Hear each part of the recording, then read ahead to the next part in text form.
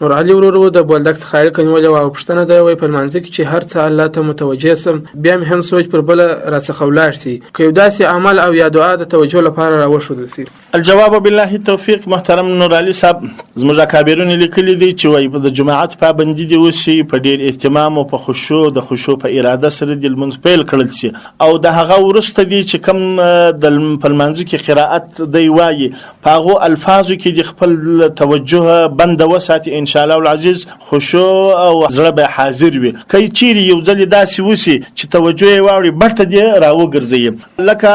علامه لدانوي شهید رحمه الله په خپل فتاوا دریم ټوک صفحه 193 کې لیکي په زموږ اکابرین فرمایي چې د دې اسانه طریقه ده چې د لمانځه د شروع کولو څخه مخکې دا سوچ د انسان سره باید چې د ځان سره وکړي چې زه د رب په حضور کې ولاړم، لکه څنګه چې به د قیامت په ورځ د الله په درگاه کې به زما حاضري کېږم داسې اوس ولاړم. بیا هغه لفظونه چې دی الحمدلله او سورت او دا وایي په هغه کې خپل